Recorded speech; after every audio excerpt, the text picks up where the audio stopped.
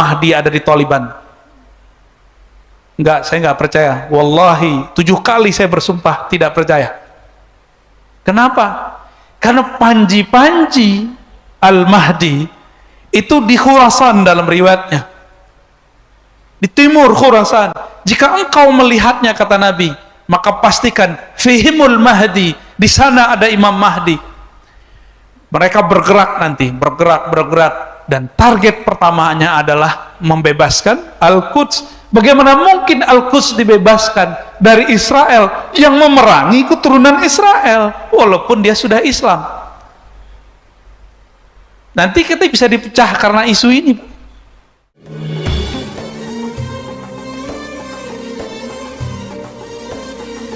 Hamidin hamdal mustaghfirin hamdan yuafi ni'amahu yukafi'u mazidah.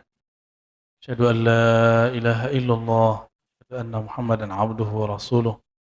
Allahumma salli ala sayyidina Muhammad wa ala alihi wa ashabihi wa li baitihi wa dzurriyyatihi ajmain. Baik Bapak Saudara sahabat Allah, judul yang dikasih ke saya untuk pagi ini agak serem. Al-Malhamah Al-Kubra.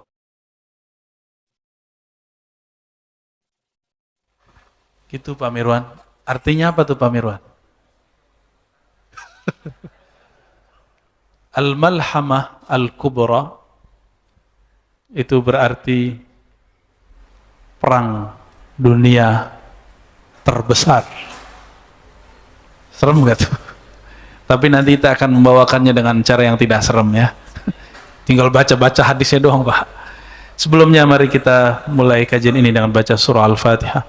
Semoga Allah membuka hati kalbu kita semua, memahami hadis-hadis Nabi dengan kalbu, bukan dengan ro'yu, bukan hanya sekedar dengan pikiran dan logika. Allah izinni Al-Fatihah. A'udzubillahi bismillahirrahmanirrahim. Ya na'budu wa iyyaka nasta'in. Shiratal ladzina an'amta 'alaihim.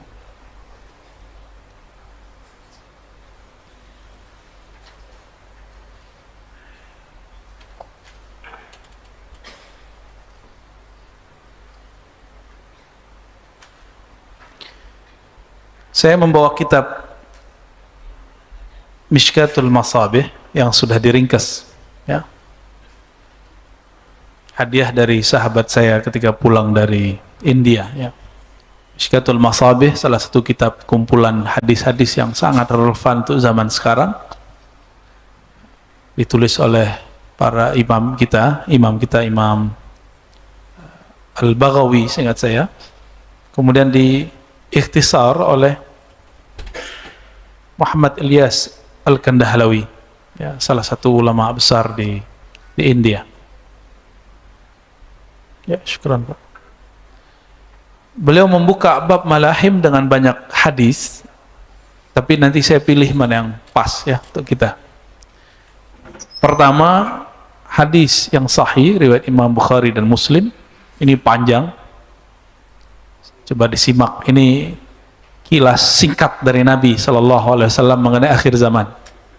Pertama, Nabi SAW sebagaimana diriwayatkan oleh Abu Hurairah bersabda, la taqumus sa'ah, tidak terjadi kiamat hatta taqtatilu fi'atani 'azimatani, sehingga ada dua kelompok besar saling bunuh membunuh. Kita sebut berperang. Siapa dua kelompok itu? Itulah sampai hari ini jadi pertanyaan, apakah perperangan Sayyidina Ali dan Sayyidina Muawiyah masuk ke dalam? Bukan. Di beberapa kitab syarah disebutkan itu perang Sayyidina Ali dan Sayyidina Muawiyah. Ini saya mau kasih tahu bahwa di kalangan Ahlus Sunnah terjadi perdebatan mengenai Muawiyah. Apakah beliau termasuk sahabat yang lurus atau tidak? Tapi perdebatan itu tambah parah di kalangan Syiah. Ya. Namun mayoritas Ahlus Sunnah menganggap Muawiyah sahabat Nabi, berijtihad dan ijtihadnya keliru, gitu aja. dia tetap dianggap sahabat, berijtihad, ijtihadnya keliru. Namun karena ini haknya sahabat, as-sukut aula. Diam, tidak membahas, tidak banyak berlarut-larut seperti yang dilakukan oleh kelompok Syiah dan Khawarij, itu lebih baik. Kelompok Khawarij gak sabar. Bahkan kelompok Mu'tazilah mirip dengan Khawarij.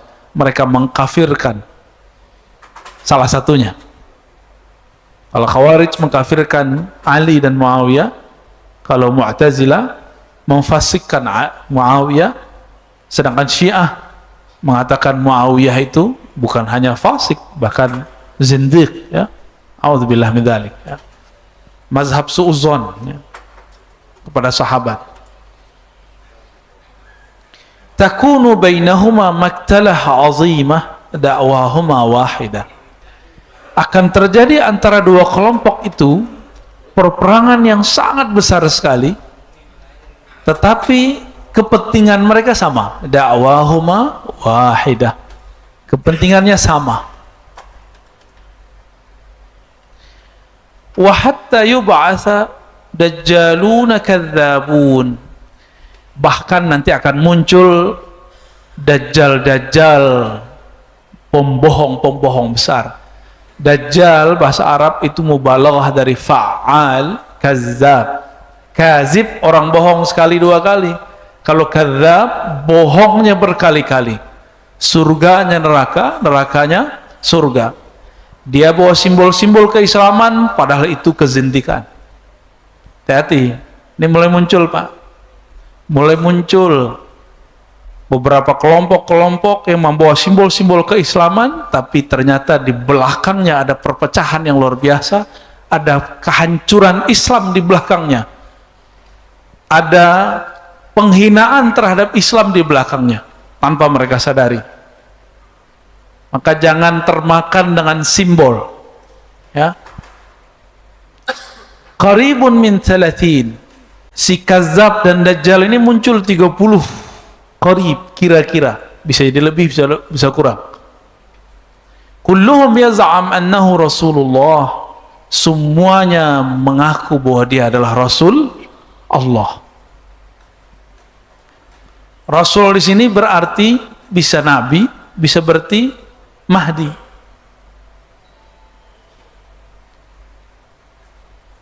Sekarang udah banyak belum yang mengaku Imam Mahdi? Banyak. Yang datang ke saya aja udah 5 lebih, Pak. Ya. Cuma kena jidat lebar hidung mancung ngakul Mahdi. Ya. Simpel sekali jadi Al-Mahdi. Ini akibat ngaji akhir zaman berdasarkan riwayat yang dicocok-cocokkan, bukan berdasarkan susunan dari Nabi sallallahu alaihi wasallam. Karena ngaji akhir zamannya menjelaskan cuma potongan-potongan hadis. Al-Mahdi itu jidatnya lebar, hidungnya mancung sedikit bengkok. Emang cukup begitu? Namanya Muhammad bin Abdullah. Emang Nabi ngomong begitu? Enggak. Nabi nggak pernah ngomong namanya Muhammad bin Abdullah, nggak ada. Lafaznya namanya berkesesuaian dengan namaku. Yuwati'u. Yuwati' beda dengan ka. Berkesesuaian dengan nama, dan saya sudah jelaskan kepada kita semua apa makna ism nama.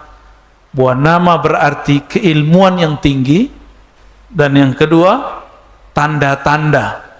Tanda-tandanya sama, keilmuannya sama. Itu arti dari ism. Jadi bukan Muhammad bin Abdullah. Kalau Muhammad bin Abdullah sudah banyak belum muncul para zuriat Rasulullah namanya Muhammad bin Abdullah? Banyak. Kalau nggak Muhammad, Ahmad. Nama Rasulullah ada berapa? Yang antum tahu? 8, dikit amat. Nama Rasulullah itu ada 313 yang ditulis oleh Imam Al-Jazuli, ditambahi oleh para sadah Ba'alawi jadi 318 kalian. Cuma yang dalam kitab-kitab sirah dikumpulkan oleh Imam Al-Jazuli menjadi 313. Nah, pilih salah satu namanya tuh. Salah satunya di situ sahibul izar, yang suka pakai sarung. Bukan pakai gamis kayak saya, Pak. Pakai sarung. Maka hari-harian kalau ta'lim saya suka pakai sarung karena mengikuti Rasulullah sallallahu alaihi wasallam, ya, mengikuti baginda Nabi Muhammad sallallahu alaihi wasallam. Wa hatta yuqbadul ilm, sehingga terjadi pencabutan ilmu dengan matinya para ulama. Udah banyak belum ulama mati? Selama pandemi udah berapa banyak kiai wafat? Udah hampir 1000 apa lebih? Kalau hitungan saya lebih, ya. Udah lebih, Pak. Indonesia aja, mau NU, Muhammadiyah, ya, mau dari golongan mana, itu sudah 1000-an. Jika masing-masing baca kitab, kemampuan bacanya luar biasa, anggaplah masing-masing, nggak usah tinggi-tinggi, masing-masing menguasai 10 kitab. Kalau 1000 udah berapa orang tuh, Pak? Udah banyak masalah kita nanti yang tidak terjawab. Tapi tidak usah khawatir, Allah tidaklah mengambil satu ilmu, mengambil seorang wali, kecuali menyediakan wali penggantinya. Untuk kabar gembiranya, siapa penggantinya itu masalahnya. Belum tentu kita ketemu, ya. Wa yaksuruz zalazil, banyak gempa. Nah, ini udah deket-deket kiamat nih. Tapi sebelum terjadi pembayatan Imam Al-Mahdi yang besar di Mekah sana, ini terjadi gempa besar nanti. Besarnya saya nggak tahu, Pak, berapa. Cuma kalau dari syarah masyaikh kita, kalau biasa antum dengar paling tinggi berapa? Kira-kira 2,5 kali lipatnya lah. Hancur, Pak, yang di Mekah itu.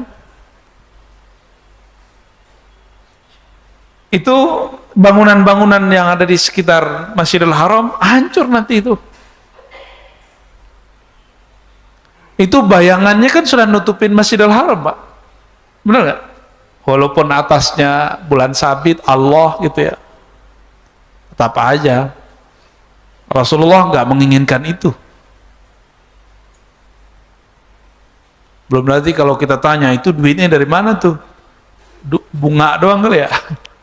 Bunga tabungan mereka. Loh, di mana mereka nabung? Nah, itu kan masalah. Nabungnya sama bank-bank Amerika.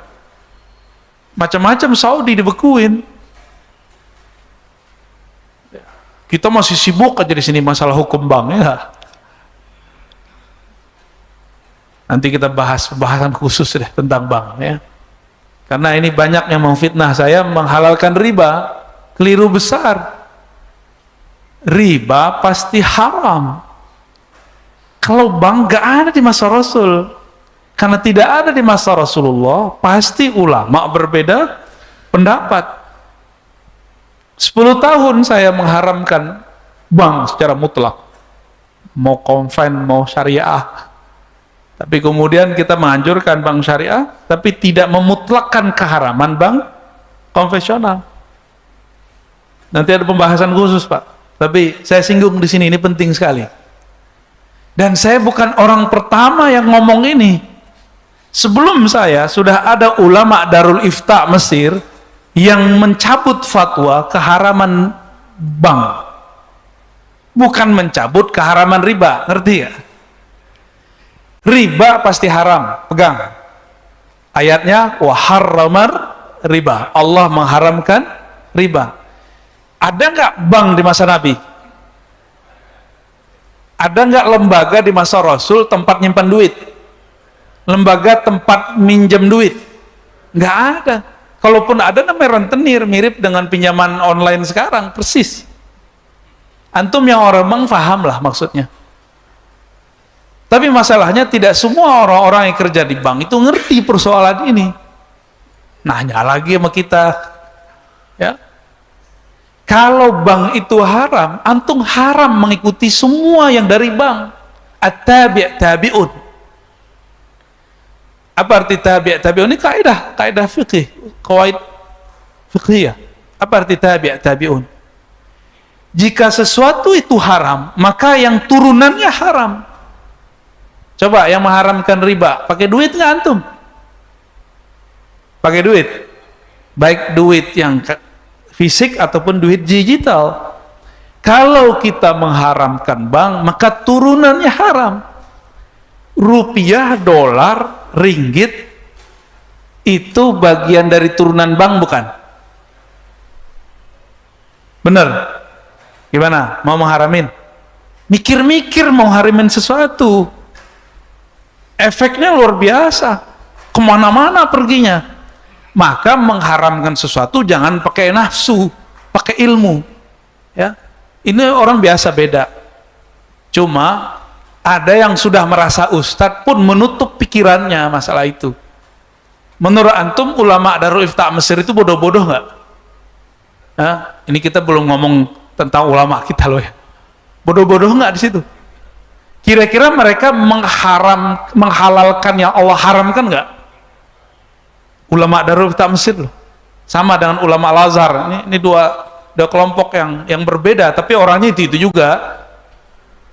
Ulama Al-Azhar biasanya lebih senior. Darul Ifta ini biasanya lebih junior, ya di atas saya lah beberapa tahun. Tapi ilmunya di atas kita puluhan tahun. Ya. Dulu di Mesir 1982 atau 83 diharamkan bank. Tapi 2003 ditarik fatwa itu dan dikeluarkan fatwa bahwa itu tidak haram secara mutlak. Nggak move on ya. Keras-keras ke jamaah haram-haram, di rumah pakai GoFood. Ya. Keluarganya, anak istrinya pakai ojol. Mengharamkan antum masuk tol pakai kartu. Oh, kita nggak bisa lepas tuh kan? Berarti main-main dengan kata haram itu. Kalau haram tinggalkan sama sekali produk-produknya. Karena kalau kita belajar fikih, tabi'un. Ya, sesuatu yang pokok jika dihalalkan turunannya halal. Jika diharamkan turunannya halal. Yang benar itu tidak semua produk bank itu haram, tidak semuanya juga halal, gitu yang pas. Ya. Baik, kita tinggalkan itu. Ini bagian dari fitnah akhir zaman. Ya, bagian dari fitnah akhir zaman. Wa yataqarabuz zaman, waktu terasa pendek, taqarab, dekat sekali. Kayaknya baru kemarin saya nggak bisa ngisi waktu kita keluar kota ke Pekanbaru awal bulan Pak ya. Sekarang udah nyampe aja akhir bulan. Bentar lagi udah 40 hari aja rasanya Pak. Tapi nanti jika keluar Dajjal, masa dia sama seperti zaman dia dulu keluar di zaman Sayyidina Musa 40 hari, tapi rasanya seperti 40 tahun. Kuat kan tuh? Menegangkan Pak nanti. Aneh nggak tahu nih, antum masuk kemana ntar nih? Masuk tentara Dajjal atau tentara Al-Mahdi? Dua aja ntar tuh. Dua aja Pak ntar. Satu kelompok Dajjal, satu kelompok Mahdi. Dan yang menyedihkan sekali, mereka saling bertakbir ketika perang. Kelompok Dajjal bertakbir, kelompok Mahdi bertakbir. Loh, siapa yang bersama Dajjal? Itulah yang disebut dengan Khawarij. Kelompok apa? Khawarij. Menghalalkan darah umat pakai ayat-ayat. Ayat itu untuk orang kafir, dipakai untuk sesama muslim. Dan ini mulainya dari hal yang kecil-kecil, bibitnya sudah muncul sekarang di Indonesia. Mulai mengharamkan maulid Nabi dan mengatakan maulid Nabi itu menyerupai Nasrani. Kalau menyerupai Nasrani kufur nggak? Ada nggak maulid serupa sama Nasrani? Itu kan suuzon aja Pak. Dan sudah mulai. Setiap tahun kita jelaskan, udah kita jawab, nggak paham-paham juga dia, kadang nggak mau dengerin kita. Apalagi setiap musim Isra Mi'raj di peringatannya diharamkan, wajar, karena hadis-hadis Isra Mi'raj adalah hadis membatalkan akidah Allah bertempat di langit. Maka mereka nggak senang tuh ya. Baik. Taqarabaz zaman, ya taqarabaz zaman. Waktu pendek, sebentar udah berubah. Kenapa waktu terasa cepat? Karena setiap waktu terisi dengan aktivitas penting atau tidak penting. Coba, adakah di antara antum kalau nggak ngaji lepas dari handphone? Kan nggak ada. Ada nggak? Nggak ada ya.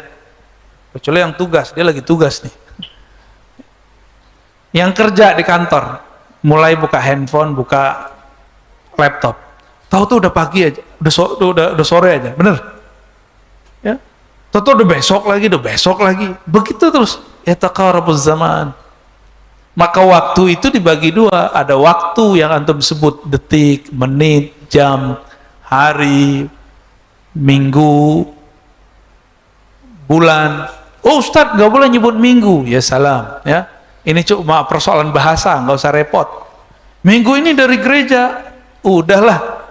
Banyak hal-hal yang dari gereja, dari masjid, dari Buddhis, dari Hindu kita pakai secara bahasa. Yang penting tidak dipakai secara ritual. Antum menyebut neraka, neraka bahasa apa? Sanskerta orang Hindu pakai. Pahala, pahala bahasa siapa? Kalau pakai bahasa Arab kan lucu.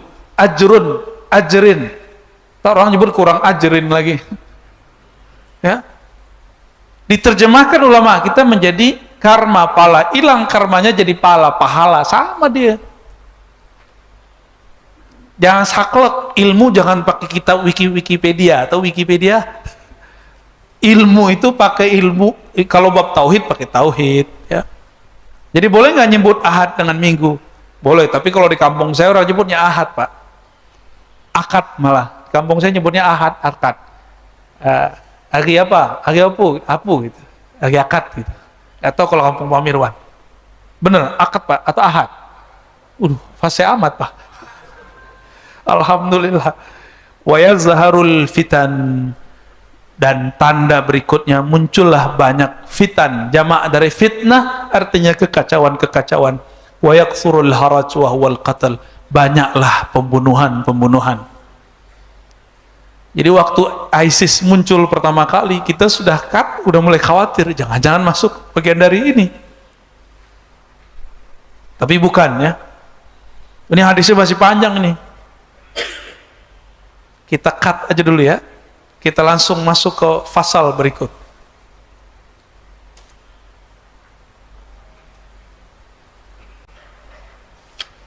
Ini beberapa riwayat saya loncat. Dari Sayyidina Mu'az ibn Jabal qala Rasulullah sallallahu alaihi wasallam umranu Baitul Maqdis kharabu Yathrib. Apa artinya itu? Kemakmuran Baitul Maqdis adalah kehancuran Yathrib. Yathrib ini nama kota Madinah. Madinah itu sebelum Nabi datangi disebut dengan Yathrib. Wa kharabu Yathrib khurujul malhamah. Jika Madinah sudah runtuh, sudah hancur, siap-siap terjadi malhamah kubra, perang dunia ketiga.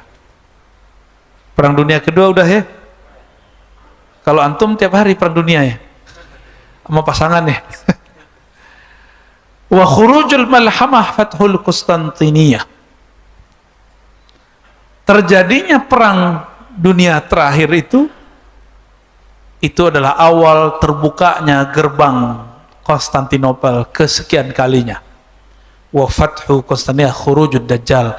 Jika itu sudah ditaklukkan, itu arah ke Eropa maksudnya. Turki itu kan ada satu semenanjung, yang semenanjung itu sebenarnya Eropa. Jadi ada Turki Eropa, ada Turki Asia. Turki Eropa ini sebenarnya yang Konstantinia yang awal itu lebih luas sebenarnya kekuasaannya. Jika itu takluk, maka itu adalah tanda keluarnya Dajjal. Oke, coba kita lihat lafaz pertamanya. Umran Baitul Maqdis. Makmurnya Baitul Maqdis itu adalah kehancuran Madinah. Bapak saudara makan Allah, orang di luar sana mengukur keahlussunnahan saya dengan cara yang tidak sesuai dengan kaidah ahlussunnah. Apa itu? Ar-Razi ini pro Hamas atau bukan? Ada nggak dalam kitab ahlussunnah bahwa antum itu sah ahlussunnahnya kalau pro Hamas atau tidak? Coba kalau ada tunjukin ke aneh satu kitab aja. Ada nggak? Sok-sok tua lagi yang ngomong nih dan menyebut saya ini anak muda kemarin sore. Ya salam. Ya. Ngakunya mantan salafi dia nih. Tapi ternyata mantan ikhwan muslimin ternyata. Kita nggak anti dengan ikhwan muslimin. Kita tidak anti dengan Hamas. Tapi boleh nggak kita beda opini dengan suatu kelompok? Boleh. Coba antum buka berita tentang baik yang bahasa Arab, bahasa Inggris itu bahasa Indonesia. Siapa saja yang berjuang di Baitul Maqdis, di Palestina, di Gaza dan sekitar. Ada 4 kelompok. Ada 4 kelompok, Pak. Hamas itu terkenal di Gaza. Sebelumnya dulu ada Yasser Arafat. Ini umur-umurannya Pak Mirwan pasti tahu. Bener. Jangan-jangan favoritnya nih. Wah, antum favoritnya? Perjuangannya? Ya nggak apa-apa, Pak. Berarti nggak pro Hamas dong. Tuh kan, mulai bingung kan? Yasser Arafat itu dia pergerakannya namanya Al-Fat. Al-Fat itu dulu persis seperti Hamas sekarang. Angkat senjata perang, ingin membebaskan Al-Quds dari Israel, sama seperti Hamas. Sampai hari ini sama.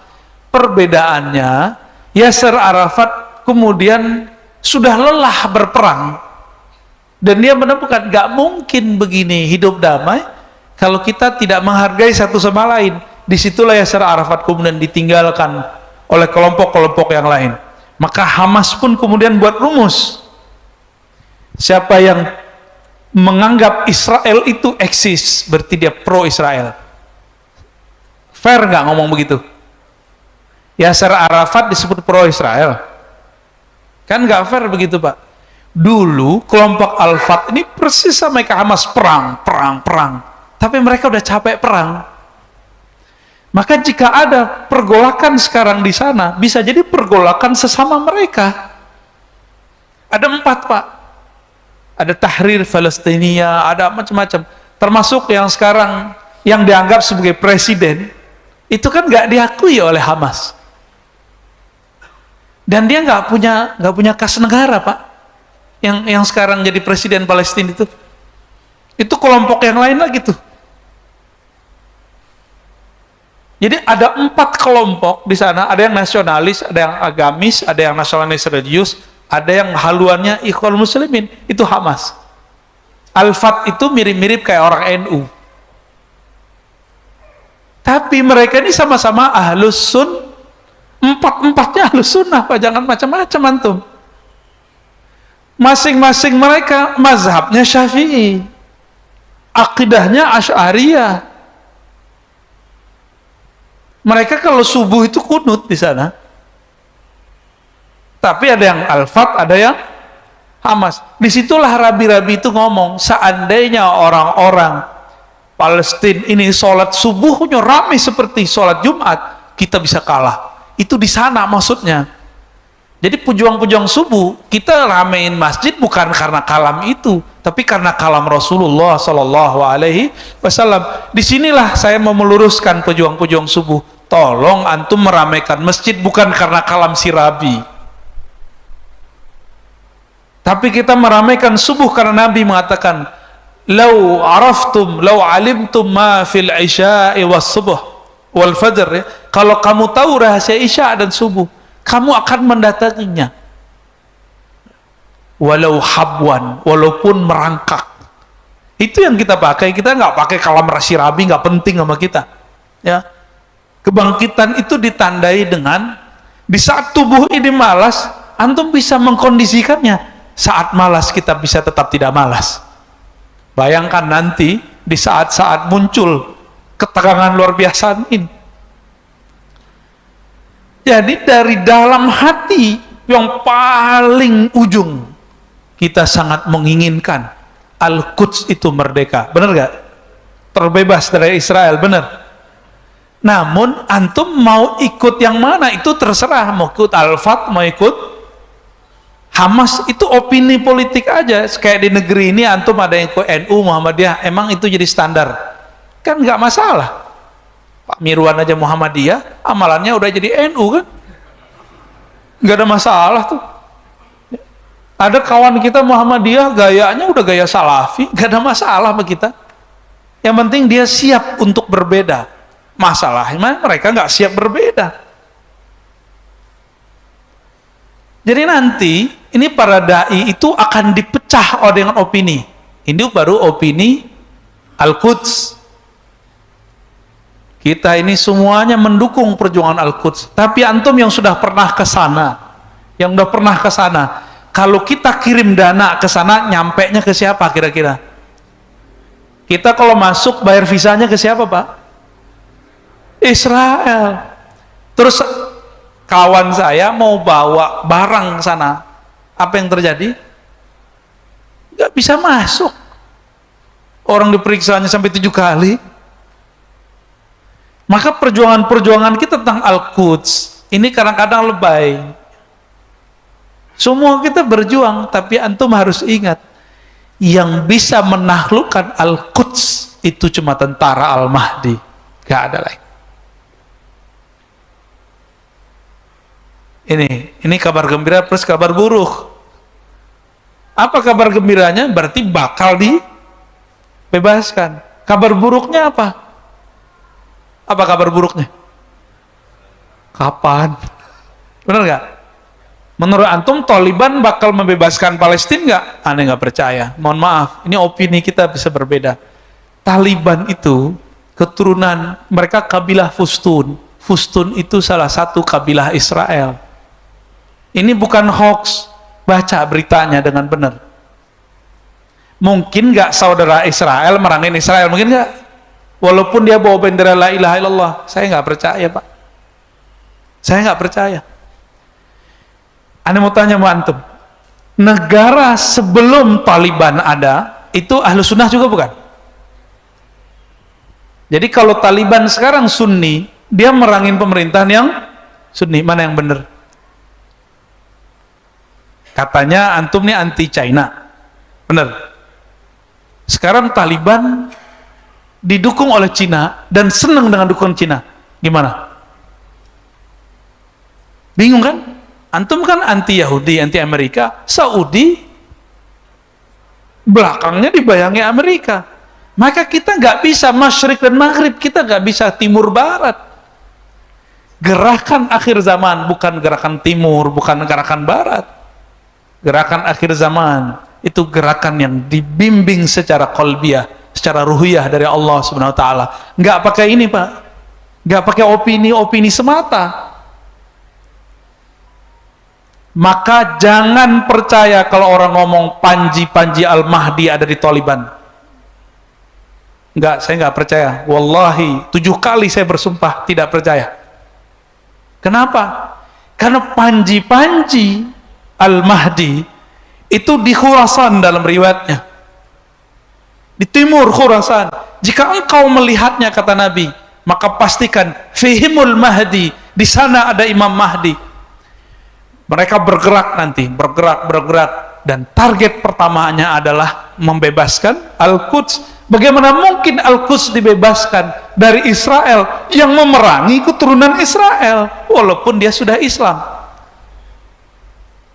Nanti kita bisa dipecah karena isu ini. Karena isu ini kita bisa dipecah, Rozi ini nggak pro Islam. Nggak pro Taliban beda dengan nggak pro Islam. Emang Taliban itu mewakili keislaman yang ada di dunia? Enggak lah ya. Memori kita pendek, Pak. Tahun 2001 antum masih ingat nggak Taliban itu siapa? Menyelamatkan siapa? Pemimpin Al-Qaeda. Al-Qaeda teroris bukan? Teroris itu. Siapa yang diselamatkannya? Osama bin Laden. Terus pemimpin Taliban sekarang itu ada yang masuk penjara di Amerika terus selamat. Kita Kita curiga Pak, dalam ilmu intelijen tanya orang-orang intelijen. Kok bisa selamat dia ini? Terus perhatikan nama-nama dan tradisi-tradisi mereka sama dengan orang-orang Israel lama. 8 tahun lalu ada penelitian dari orang-orang Israel. Mereka meneliti pemukiman lama, goa-goa yang ditempati kelompok Fustun, orang-orang Taliban ini. Ditemukan di goa-goa mereka ada Taurat berbahasa Ibrani. Itu penelitian sudah jadi jurnal dan juga sudah diupload. Antum cari. Cuma masalahnya nggak bisa bahasa Inggris, bahasa Arab masalahnya nih. Bahasa Inggrisnya deh, kalau nggak bisa bahasa Arab. Ada Pak di situ. Coba cari beberapa tahun yang lalu beritanya, 10 tahun lalu, 8 tahun lalu, antum akan kaget-kaget sendiri. Kan kita juga mengamati beberapa waktu ini ya. Apakah benar kata Ustadz Sianu, Taliban ini panji-panji Imam Mahdi? Lah, enggak mungkin. Setelah saya mempelajari gerakan akhir zaman Imam Mahdi, tidaklah dengan berontak ke satu negara. Ingat, ini antum ingat-ingat nanti kalau umur kita panjang. Gerakan Al-Imam Al-Mahdi tidak pernah memberontak suatu negara. Gerakan Al-Imam Al-Mahdi persis seperti Nabi diminta hijrah ke Madinah. Diminta atau Nabi ekspansi, yang mana yang benar?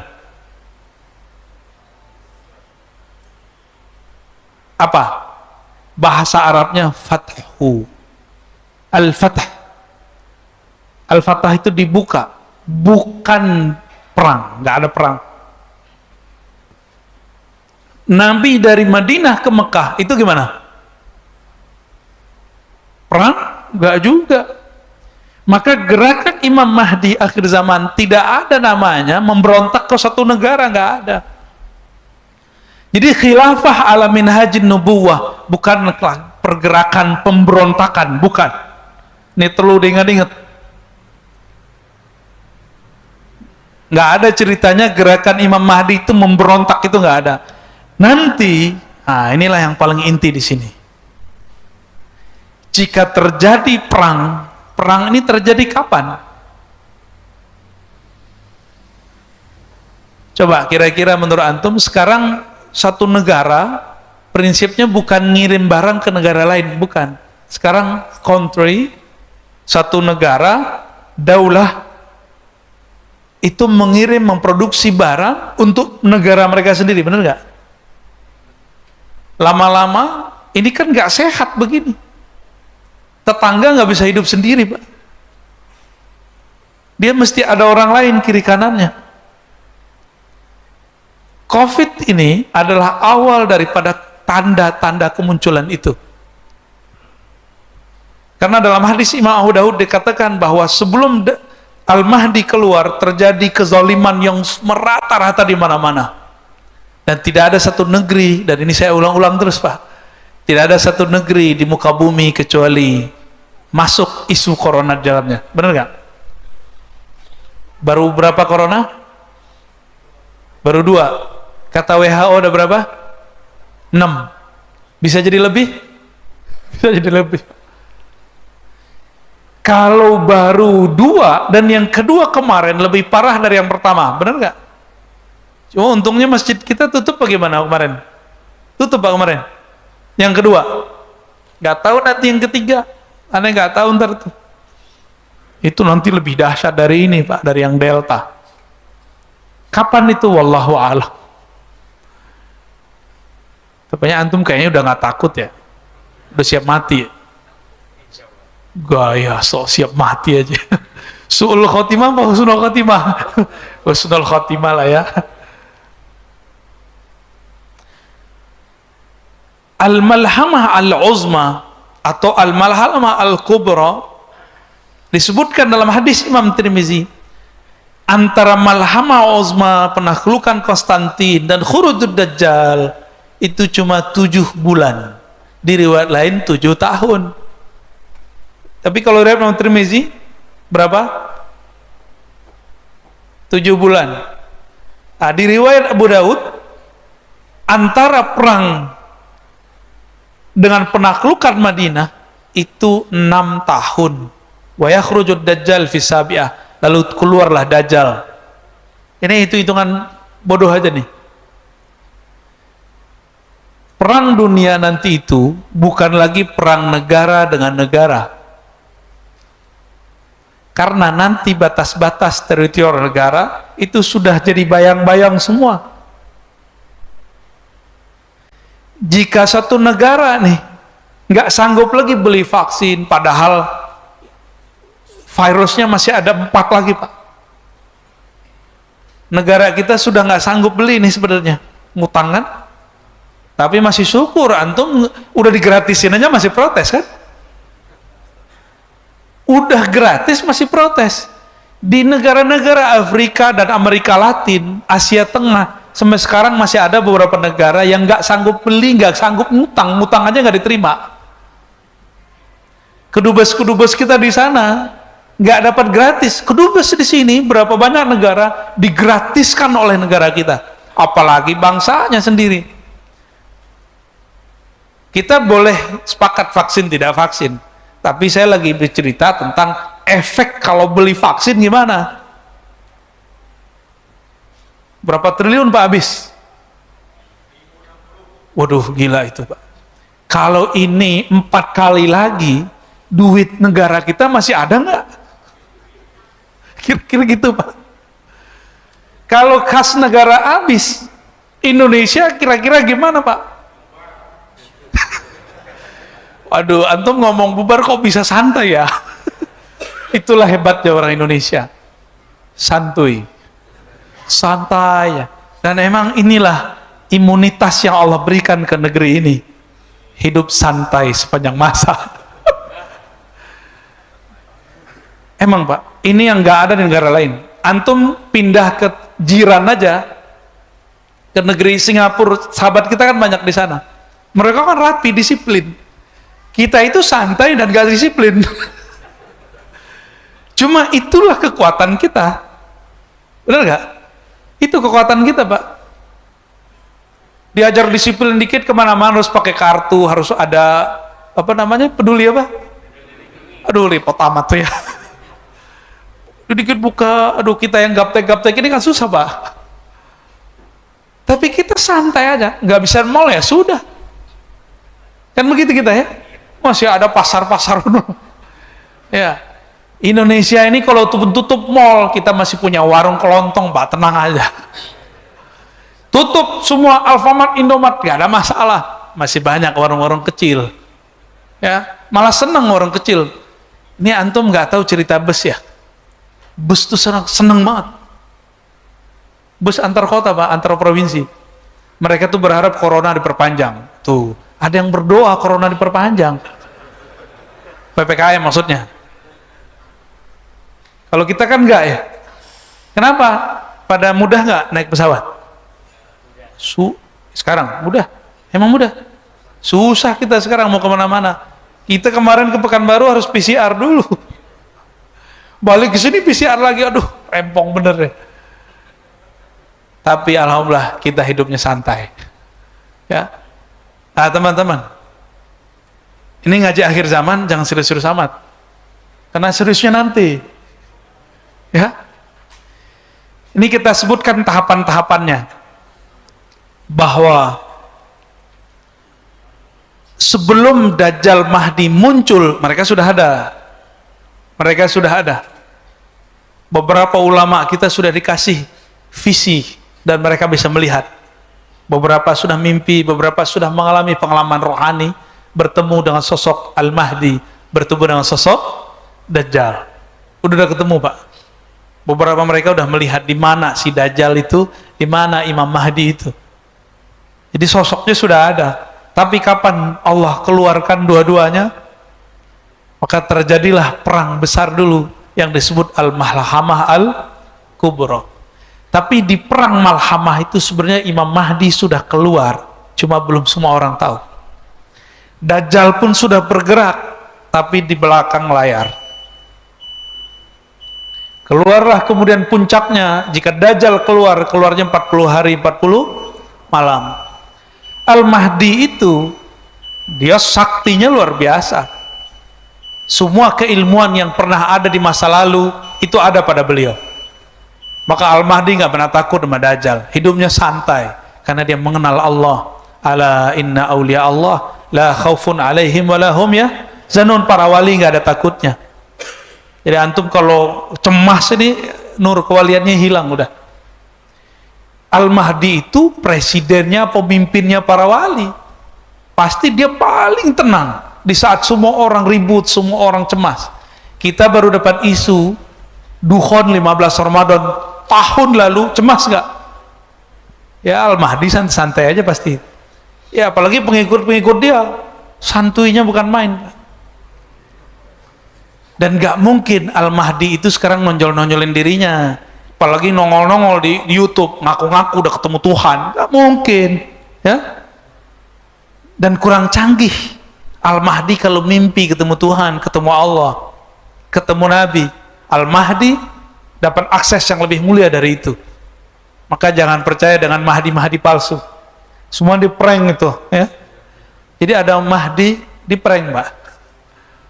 Nah, itu muncul di akhir-akhir hari ke-40, udah hari ke-30-an, itu Allah turunkanlah Sayyidina Isa di Menara Putih. Di mana Menara Putih? Di timurnya Damaskus. Maka nanti bergerak dari Khorasan, timur. Kita ini bagian dari timur, cuma bukan Khorasan. Nanti bergerak. Di saat itu coba antum perhatikan hadis ini. Hal la taqumu sa'ah hatta yaghzuha 70,000 min Bani Ishaq. Tidaklah terjadi kiamat sehingga berperang padanya 70.000 keturunan Ishak. 70.000 keturunan Ishak berarti Israel bukan? Tuh, aneh disebut tadi Taliban itu keturunan Kabilah Fustun, salah satu keturunan Bani Ishak. Ini nubuat Nabi nih. Maka jangan mau dia bawa bendera la ilaha illallah, mau dia bawa bendera apa, yang penting dia keturunan Bani Ishak. Mereka nggak nolak kok, Pak. Mereka nggak nolak kalau mereka keturunan Ishak. Fa idza ja'uha nazalu, jika mereka datang, nazalu, mereka menempati atau turun, falam yuqatilu bisilah, mereka tidak berperang dengan alat-alat senjata. Walam yarmu bisahmin, di saat itu mereka tidak berperang menggunakan panah. Berarti olahraga akhir zaman apa dong? Tidak berperang dengan panah. Walam yarmu bisamin, saya suka panahan walaupun susah karena aja. Ini Fajar nih menyaksikan kalau saya main panahan. Dari 10 yang kena atau doang. Pas baca hadis ini, alhamdulillah.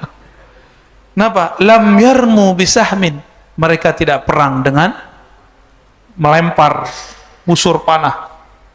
Tapi yang mereka katakan apa? Qalu la ilaha illallah wallahu akbar. Senjata mereka zikrullah, la ilaha illallah wallahu akbar. Fayaskut ahadu janibaih, lalu salah satu dari masing-masingnya jatuh, ya. Illa an qala alladhi fil bahri thumma yaqulu tsani la ilaha illallah akbar. Jadi ini perperangannya nanti betul-betul manual. Perperangannya betul-betul manual. Ketika turun Nabi Isa, ternyata Dajjal ini sudah tahu nasib dia nanti. Yang akan menebas lehernya itu Nabi Isa.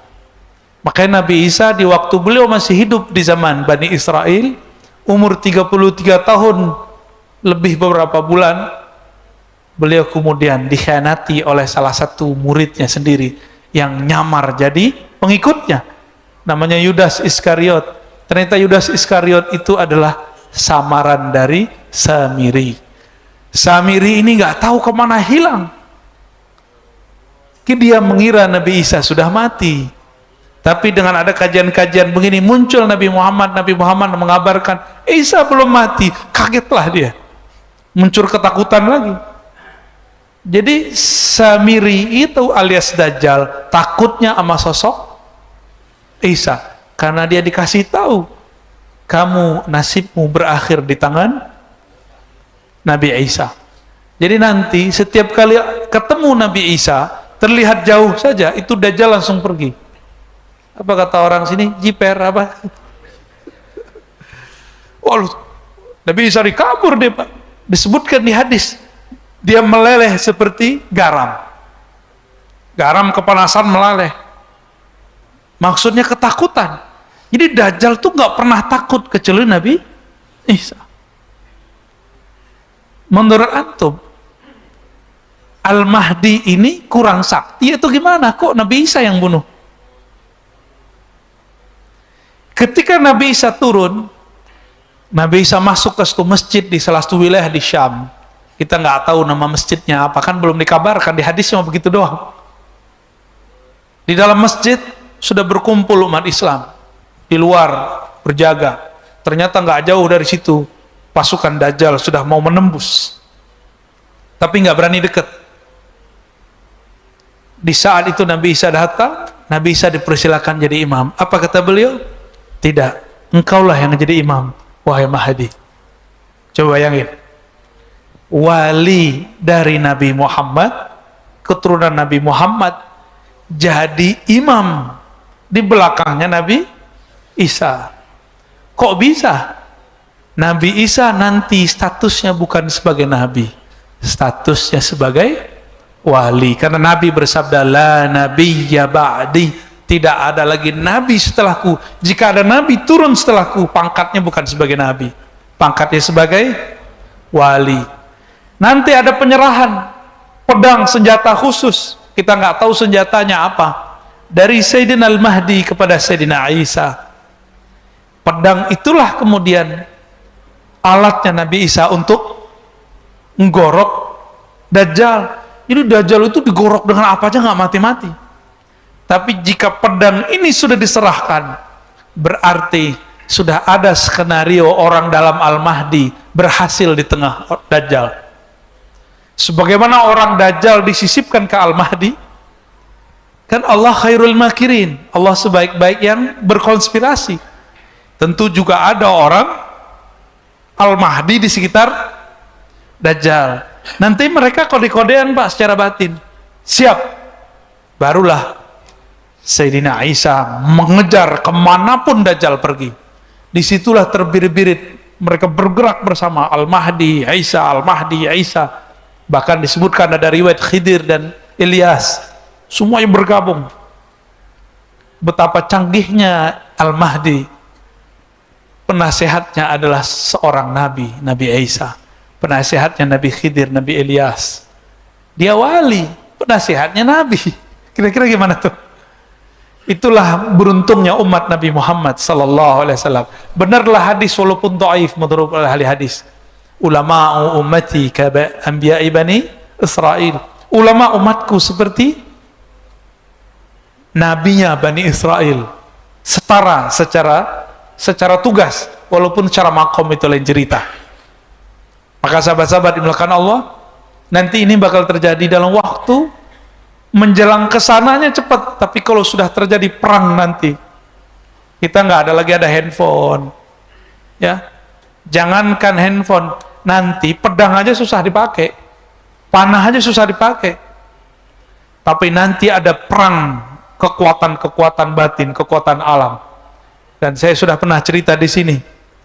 Nanti pohon-pohon, gunung-gunung, batu-batu, semuanya membisikkan kepada orang Islam, wahai Muslim, di sini ada Yahudi, di sini ada musuh Allah. Benar gak?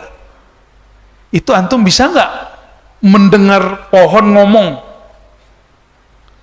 Kalau nggak ngerti ilmunya bisa kabur kan? Atau bisa gila-gila sendiri. Itulah ilmu yang dulu dimunculkan kepada baginda Nabi SAW ketika Nabi jalan-jalan di Mekah. Itu bukit-bukit bebatuan, itu nyapa Rasulullah, Assalamualaikum ya Rasulullah.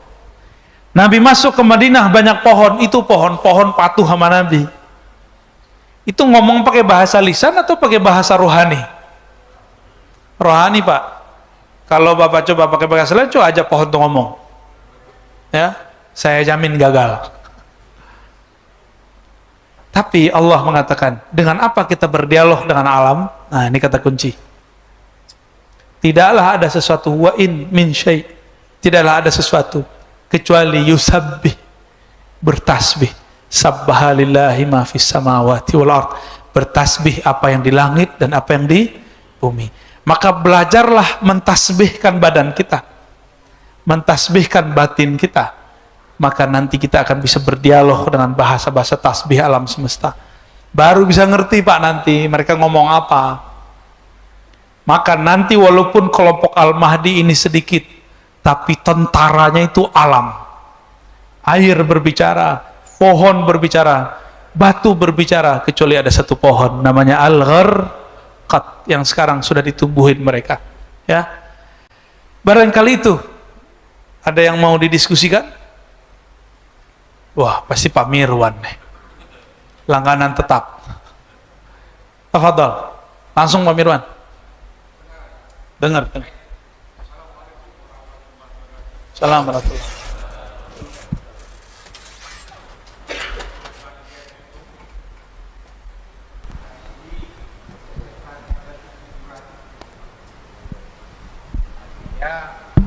Pengajian kita ini udah mulai diakui di tempat lain, udah banyak. Mudah-mudahan ini terus kita galang supaya MRBJ ini juga dikenal orang di luar, bukan hanya di Bintaro saja. Tadi Ustaz katakan bahwa perbankan itu tidaklah semuanya haram. Saya kebetulan pemuda tahun 70-an Ustaz. Profesor Dr. Hamka dulu udah mengatakan itu, ya. Coba belakangan setelah banyaknya yang datang dari Arab Saudi, penceramah-penceramah kita, itu yang menyatakan bank itu haram. Dulu setahu saya, menurut Profesor Hamka, lihat dulu konteksnya, di mana haramnya, di mana halalnya. Tidak semuanya itu haram. Karena kan selalu dibilang itu ada bunganya. Apakah bunganya itu berlipat-lipat? Bank itu kan membutuhkan dana, membutuhkan gaji pegawai. Nah, kesimpulan Hamka waktu itu, tidak semua bank itu haram. Jadi masih ada dua pendapat waktu itu. Jadi kalau memang itu juga Ustadz berprinsip ini, sampaikan ini ke umat supaya jangan salah kaprah kita semua. Mungkin itu. Yang kedua mengenai Al-Mahdi sama tadi Dajjal. Apakah bukan sekarang ini Dajjal itu udah berkeluaran Ustadz? Ya. Tapi bentuknya bukan seperti itu, tingkah lakunya. Jadi kalau menurut saya di Indonesia ini pun udah banyak dajjal sebenarnya, ya. Pelaksanaan corona ini juga banyak dajjal di sana Ustaz. Masalahnya dulu untuk corona ini dianggarkan pemerintah hanya 72 triliun. Sampai hari ini itu sudah mencapai 1060 triliun. Kalau nggak bangkrut kita nggak tahu saya apa yang ini lagi. Apakah mesti separuh Indonesia ini dijual? Tidak tahu. Demikian. Assalamualaikum warahmatullahi wabarakatuh. Assalamualaikum. Nah, ini info penting. Guru besar kita, Buya Hamka. Buya Hamka ini kan orang yang berani berkata yang pahit, meskipun dia dibenci orang. Di saat orang-orang Muhammadiyah saat itu kering dengan tasawuf, beliau nulis buku tasawuf modern, bener gak? Ini produknya muncul apa Mirwan ini kan, yang gak jelas kan? Disebut Muhammadiyah senang tasawuf, ya. Buya Hamka di saat orang-orang saat itu mulai ada isu mengharamkan bank, tapi nggak ngerti hakikat sebenarnya, beliau berani ngomong tidak semua kok. Rata-rata yang ngomong bank itu haram, rumusnya balik-balik ke hadis dhaif itu. Kullu qardin jarra naf'an fahuwa riba. Itu yang diputar-putar. Itu hadis dhaif, Pak. Ya, yang pakai hadis ini nih, kita kasih tahu. Setiap pinjaman yang ada manfaat benefitnya, yang kita sebut bunga, fahuwa riba, itu riba. Hadis itu dhaif. Giliran dhaif kok ente pakai, katanya nggak boleh pakai hadis dhaif, ya kan? Gini aja deh, gampang. Kenapa yang kita sebut bank sekarang berbeda dengan praktek riba di masa jahiliyah? Coba aneh minjem misalnya ke Pak Mirwan nih, anggap aja Pak Mirwan adalah ustadz yang tadi, yang pulang dari mana tuh ya, mengharamkan bank, anggap aja ya. Pak Mirwan, pinjamkan saya 5 miliar, saya kembalikan dalam waktu 5 tahun. 5 tahun lagi, saya kembalikan 5 miliar. Pak Mirwan mau nggak terima? Oh, kita harus bagi hasil. Lah, kan nggak, kalau pinjam-meminjam nggak ada istilah bagi hasil. Bagi hasil, bagi hasil. Pinjam, ya pinjam. Mau nggak, Pak? Nggak mau. Oh, beli rumah nggak boleh pakai bank. Tunggu dulu, ya, sabar dulu. Antum beli rumah sekarang nih, kalau cash misalnya 1 M.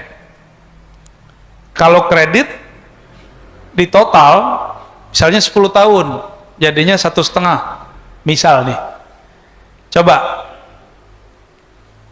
saya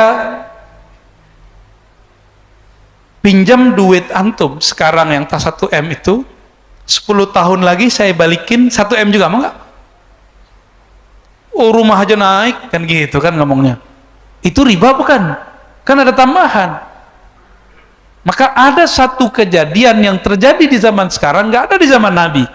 Pertama, uang kertas ataupun uang digital. Uang kertas sudah lewat lah Pak, ini bakal hilang. Nanti uang digital. Sekarang orang takut nggak bawa handphone karena di situ ada ya e-banking. Benar ya? Kita mau masuk tol, duitnya habis, tinggal ditempel doang, kan sakti Pak. Nabi Sulaiman aja nggak bisa itu. Aneh serius Pak. Nabi Sulaiman aja nggak bisa itu. Nabi Sulaiman harus baca-baca innahu min Sulaiman wa innahu bismillahirrahmanirrahim, baru kemudian angin datang, setan jin tuh diutus. Kalau kita sekarang pencet-pencet aja nggak perlu pakai bismillah kan, pencet-pencet datang tuh. Motor aja bisa dibeli pakai pencet-pencet Pak sekarang. Antum bisa terbang dengan pencet-pencet itu. Smartphone, bener. Jadi semua nabi menginginkan hidup di zaman kita sekarang. Wali-wali terdahulu ingin berjuang lagi Pak. Mungkin mereka pengen main handphone kali. Oh enggak, ini kita candain aja Pak. Wali-wali itu kalau ketemu mereka lebih banyak senyum-senyumnya daripada antum mukanya serius mulu kan. Serius belum tentu juga selamat akhir zaman. Santai aja lah kita. Nah, di akhir zaman itu harusnya ngaji santai. Ya. Ini nyuruh berhenti kali ya.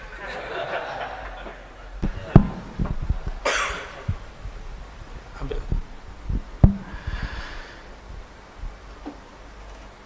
Maka ulama kita mengenai bank itu terpecah dua. Mayoritas mereka tidak mengharapkan bank. Maka bank yang tadinya bersumber dari Yahudi di Jerman, katanya kan begitu, itu diislamisasikan, muncullah bank syariah, meskipun belum betul-betul syar'i. Karena banyak orang syar'i itu bagi dia kalau menguntungkan, kalau nggak menguntungkan nggak disebut syar'i. Enak amat. Ya, jadi banyak sekarang gerakan atau masyarakat apa istilahnya anti riba, tapi intinya adalah orang patah hati sama bank, yang melarikan diri dari bank, yang gagal, yang mungkin dulu pernah merasa dirugikan oleh ini, gampang dimasukin Pak sistem, maka kemudian muncul peminjam baru, orang-orang kaya di situ secara manual meminjamkan. Dia kan lupa duit yang dia pinjamkan itu produk bank, benar nggak? Dan ada sahabat kita cerita, ini lucu, di satu kota di Jawa Barat, dia pernah menjadi murid salah satu ustadz yang sekarang mengharamkan bank itu secara membabi buta. Tapi pas selesai daurah, selesai training, ke penginapan, keluarganya ditanya sama muridnya ini, udah makan Bu, Mbak? Udah, tadi beli GoFood. Bingung dia, lah katanya haram. Jadi mereka masih pakai rumus tradisional, ada tambahan berarti Ustadz ente nggak ngerti, ente itu jahil. Lah kita boleh berbeda tapi jangan ngomong jahil. Antum berani nggak ngomong Darul Ifta di Mesir itu jahil? Dan ini saya sampaikan secara terus terang. Sekarang yang nyerang mengkritisi itu, lucunya adalah tamatan Al-Azhar Kairo, Mesir. Ini kita sebut aja nih, karena nama-nama kita mulai disebut sama mereka. Tapi saya tahu teman-teman di sana juga beragam, ya. Ada yang bilang Ar-Razi jahil, nggak masalah bagi saya. Tapi ente nggak mikir, guru-guru ente di Al-Azhar, guru-guru ente di Darul Ifta itu menghalalkannya.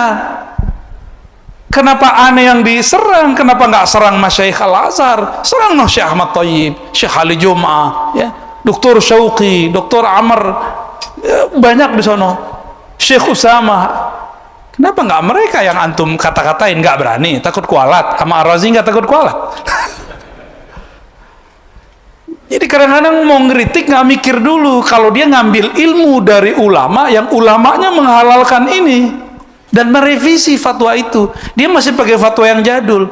Katanya tamatan Mesir tapi ngajinya ala Saudi. Loh, ente kok berani ngomong begitu? Ya mereka berani ngata-ngatain kita, masa kita nggak berani juga ngata-ngatain balik, Pak? Ya, kita ini zaman sudah zaman terus terang hari ini. Mereka udah nggak malu untuk ngata-ngatain orang, ya kita juga nggak takut kok.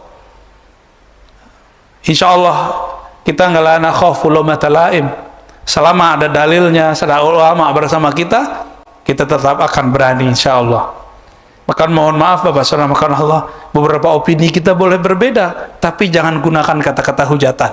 Karena antum sekali menghujat, bisa panjang ceritanya nanti. Bisa-bisa kita meragukan LC-nya ntar, ya. Karena masyayikh mereka menghalalkan, dia kok mengharamkan, ya. Ya mohon maaf kalau ada yang tersinggung, alhamdulillah, ya. Ada yang ditanya lagi? Ya, fadhal. Jangan-jangan antum ini nih lulusan Ciputat nih.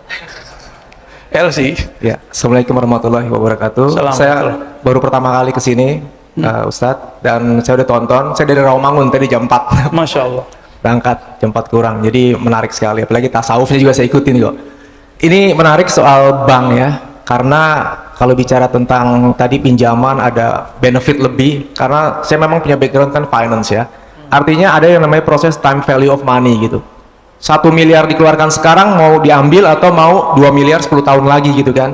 Artinya bagaimana pandangan Islam sendiri dalam hal memadukan antara, kan ada istilahnya pertumbuhan ekonomi, ada inflasi, itu kan nilai pasti berubah ya.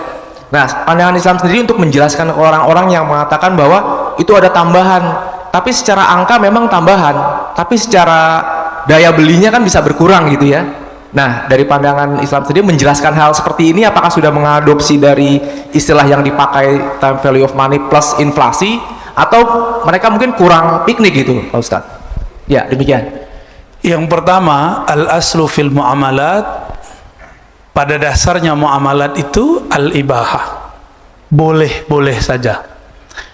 Dan antum buka semua kitab fikih terdahulu, produk muamalat yang tertulis dalam kitab fikih dan hadis cuma 24 sekitar itu.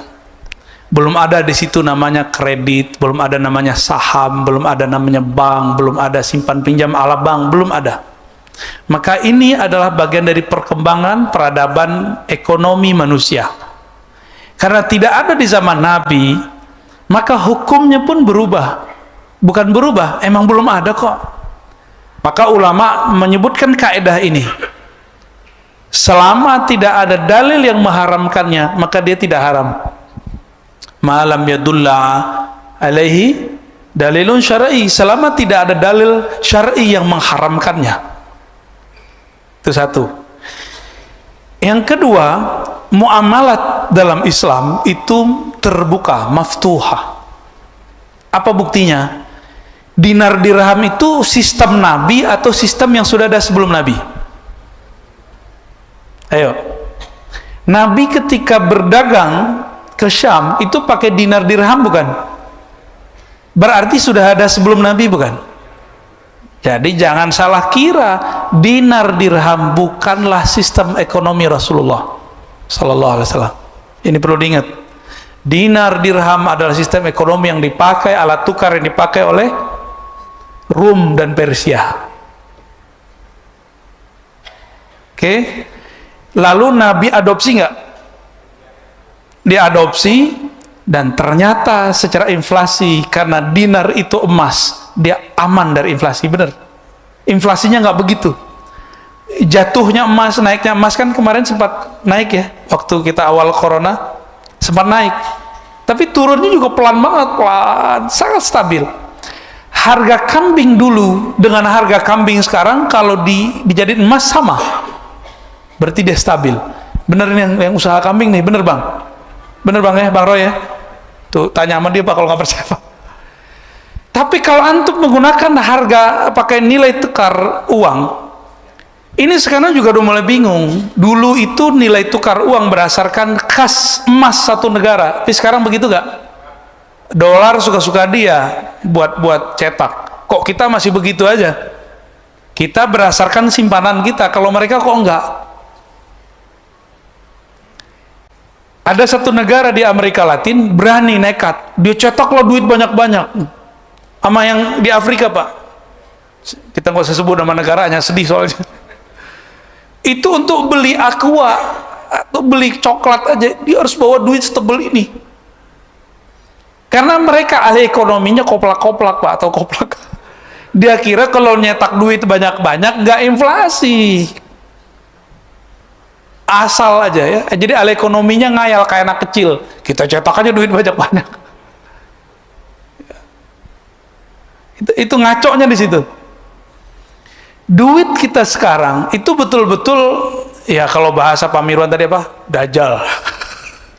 Nggak, itu bukan dajjal yang ini Pak ya. Alat tukar ini sekarang betul-betul udah nggak fair. Udah nggak fair, benar-benar nggak fair.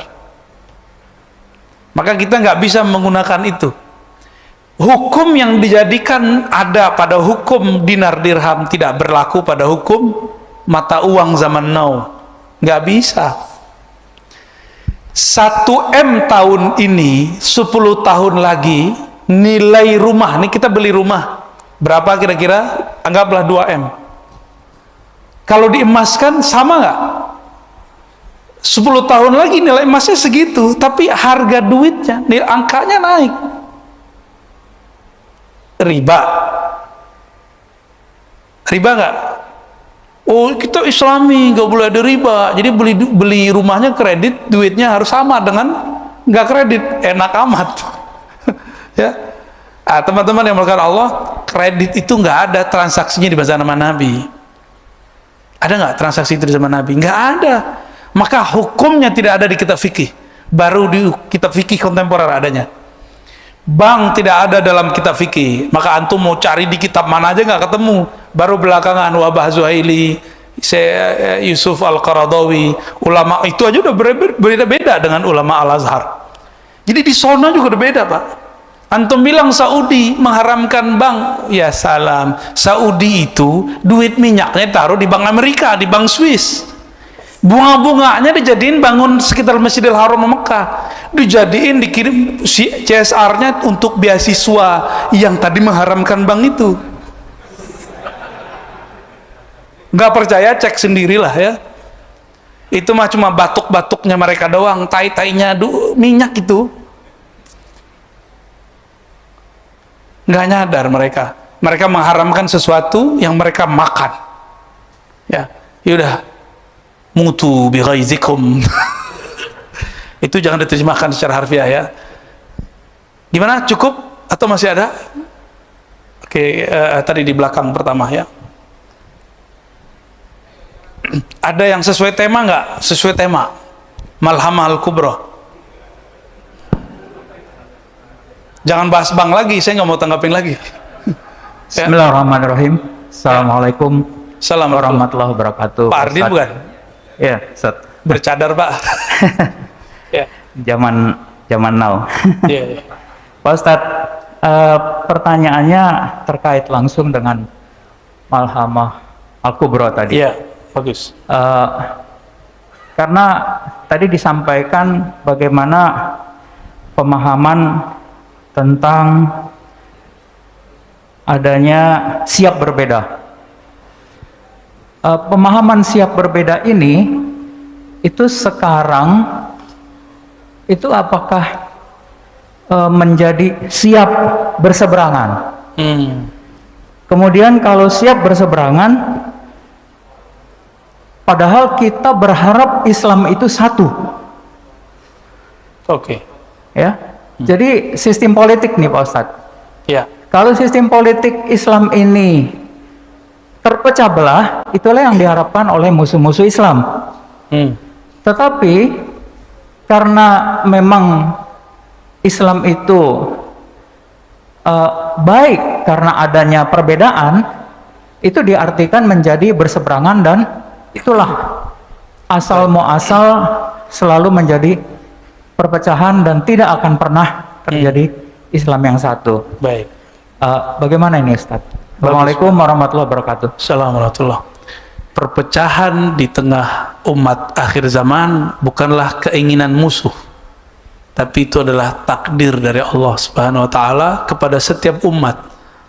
Tafarraqat ahlul kitab atau tafarraqat al-yahud wan nasara, telah terpecah Yahudi dan Nasrani kepada isnain wa sab'in, 72 firqah. Dan Nabi mengatakan sataftariku, akan terpecah umatku ini menjadi lebih parah dari itu, salas wa sab'in, 73. Di hadis itu Bukhari, hadis Imam Abu Daud dan Tirmizi. Di hadis Imam Muslim, Nabi berdiri berdoa, ya Rabb, jangan hancurkan umatku dengan tenggelam. Amin, kata Jibril. Ya Allah, jangan hancurkan umatku dengan lapar. Amin, kata Jibril. Tapi ketika yang ketiga, Allahumma la tahlik, la taj'al ummati yahlik ba'duhum ba'da, jangan jadikan umatku saling merusak, membunuh satu sama lain. Jibril diam, karena Jibril membaca takdir untuk akhir zaman. Diam. Nabi mengerti, tapi Nabi tidak diizinkan untuk meminta. Maka Nabi semenjak saat itu tidak pernah lagi berdoa, ya Allah satukan umat. Disitulah Nabi sedih. Sebelum meninggal beliau mengatakan ummati. Itu maksudnya Pak. Ketika Nabi mau wafat, Nabi bukan baca kalimat la ilaha illallah, di dalam dirinya sudah la ilaha illallah. Yang dipikirkan Nabi, ketika umatku nanti berpecah, itu gimana nasib la ilaha illallah dalam dirinya. Lisannya bertakbir, tapi kolbunya tidak membesarkan Allah. Ini yang dipikirkan Nabi Shallallahu Alaihi Wasallam. Jadi ini takdir Pak, kita harus jalani. Dan karena dia takdir, ukurannya sudah dari sononya. Kita sudah dari zaman kapan, zaman bahala untuk mengislah. Islah para da'i nggak berhasil. Yang paling susah diislah bukan umat, da'inya, ustadznya. Serius Pak. Masih seger 2018-19, masih seger. Banyak kawan-kawan kita udah nggak mau lagi sholat Jumat di masjid perkantoran. Kenapa? Isinya hujan menghujat Ustaz. Itu kawan-kawan kita udah ngomong gitu, udah capek mereka. Nanti bakal begitu lagi, ya salah. Mungkin lebih parah. Ya. Jadi Islam itu emang takdirnya begini Pak. Umat Islam ditakdirkan berpecah sebagaimana umat Yahudi dan Nasrani. Karena umat Islam lebih banyak dari Yahudi dan Nasrani, perpecahannya berlipat-lipat melebihi mereka. Ini udah rumus. Maka dari awal saya selalu mengkampanyekan, ayo siap berbeda, siap berseberangan. Dulu Sayyidina Ali perang sama Sayyidina Muawiyah. Bahkan istri Rasulullah Sayyidatuna Aisyah perang dengan Sayyidina Ali. Dulu ada blok Umar, ada blok Ali. Mereka nggak ketemu Pak. Di mana ada Umar, di situ nggak ada Ali. Sebelum itu sudah ada blok Umar dan Khalid. Khalid ibnul Walid. Biasa itu, beda itu. Jangan dikira di zaman Nabi nggak ada perselisihan. Ada, cuma karena irigasi air. Mereka perang itu, bukan perang-perang gimana ya. Jadi Nabi itu menghabiskan perbedaan-perbedaan sukuisme. Kalau sekarang ya ideologi kan. Tapi ideologi sudah nggak laku Pak sekarang. Ini saya mau konfirmasi sekalian karena banyak yang nuduh saya komunis juga. Ya salam. Ar-Razi komunis dari mana ceritanya tuh? Ya. Antum kurang waras namanya itu. Saya itu nggak percaya pergerakan komunis itu bisa bangkit. Itu keyakinan saya. Kenapa? Karena sudah di-cut oleh TAP MPR dan undang-undang. Cuma pemikirannya mungkin masih ada. Kita saksi Pak dulu 2013 anak-anak mahasiswa beberapa kampus nonton film-film dokumenter PKI. Versi PKI buat. Jadi kalau kita buat PKI bunuhin jenderal, mereka buat sebaliknya. Dokumenternya PKI disiksa oleh pemuda-pemuda apa dulu Pancasila apa namanya dulu ya? Garuda apa gitu. Dan sama-sama sadisnya. Dan saya tahu Pak, orang-orang yang teracuni itu saya tahu orang-orangnya. Cuma data ini kan tiba-tiba hilang. Sahabat kita salah satunya yang masuk penjara karena ada satu data dia bener, tapi data dia itu basi. Data dia bener, tapi dibasikan. Nah itu mungkin bahasanya. Maka masuk penjara kan sahabat kita itu. Kalau antum meributkan PKI, PKI itu ada muncul ngumpul dikit bisa di-cut karena undang-undangnya sudah ada. Kalau kelompok Khawarij yang aliran S itu sama W itu Pak, yang tadi antum bilang tuh Pak Mirwan, belum ada undang-undangnya. Padahal BNPT itu sudah merekap teroris-teroris itu alirannya itu Pak. Belum ada undang-undangnya. Kenapa kita nggak fokus di bidang ini, malah sibuk di bidang itu? Maksud saya, paham? Saya ngomong di sini juga Pak, makanya saya klarifikasi di sini, ya. Di belakang backgroundnya begitu kan, ya. Antum jangan salah paham. Dulu ulama-ulama kita Ahlus Sunnah baik di Sumatera, di Jawa, digorok sama PKI. Siapa yang berjuang saat itu? Ulama kita yang aswaja. Belum ada kelompok-kelompok sekarang yang katanya anti PKI itu. Kita sudah anti dari dulu. Saya baru dari Abah Jejen Pak, Sukabumi. Itu ayahanda beliau, kakek beliau digorok sama PKI. Beliau digorok, punya ilmu debus. Zikir la ilaha illallahnya mendarah daging. Digorok-gorok gak bisa Pak. Itu Abah Jejen tuh. Itu yang saya dengar Pak, wallahu alam sahih apa enggak ya. Bingung juga PKI-nya tuh. PKI kan gak jelas Tuhannya siapa kan. Kok ada orang gak kuat ini? Itu kampung PKI tadinya itu. Kampung merah itu tadinya. Madiun, Bapak tahu Madiun? Tomboro tahu. Di situ ada dulu guru Al-Fatah dari Sunda datang ke sana ngajar, lalu kemudian jadi pesantren Tomboro, maka disebut Al-Fatah, ya. Ya, tapi tarekatnya bukan tarekatnya Syekh Al-Fatah, Idrisiyah. Tarekatnya sekarang Naqsyabandiyah, menjadi pusat JT. Itu dulu juga merah, Pak. Dan mereka itu aswaja Ahlus Sunnah, korban dulu itu. Saya ini mantunya orang Tuban, ya. Itu dulu kiai-kiai sono curhat, kami ini dulu kiai-kiai kami ini digorok oleh mereka. Sekarang mohon maaf, saya bukan orang NU Pak, tapi ketika antum tuduh orang NU PKI, antum salah alamat.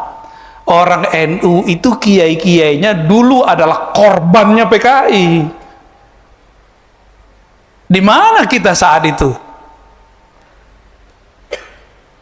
Walaupun saya bukan orang struktural Pak ya. Terus Ar-Razi NU apa? Saya aswaja aja Pak. Ahlus Sunnah wal, antum silakan mau bilang apa ya. Saya Ahlus Sunnah aja. Karena sekarang NU juga bingung kita ya.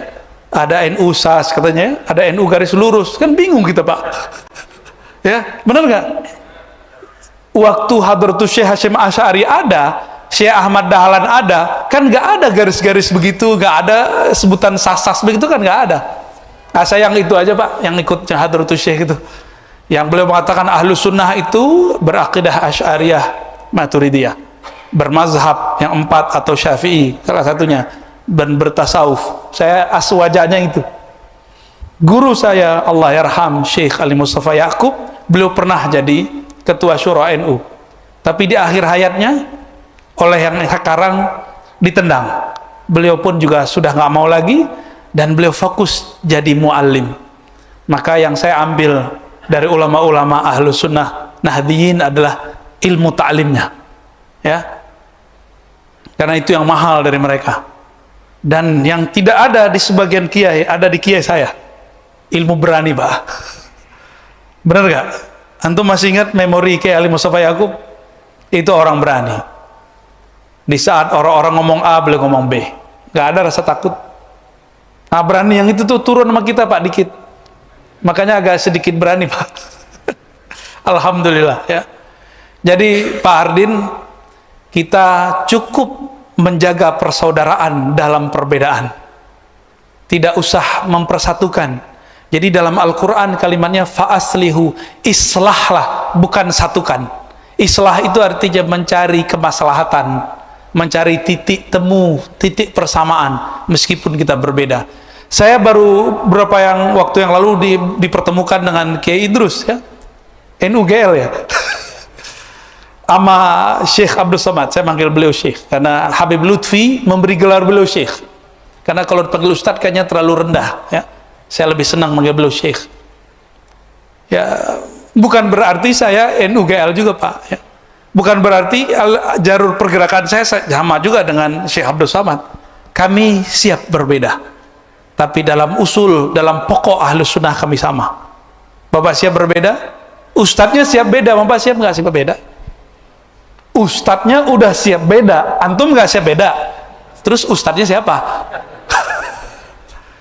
Lo ustadz, politik kan bagian dari agama. Iya, prinsip berpolitik, tapi furuk politik tidak masuk bagian dari rukun beragama, ya.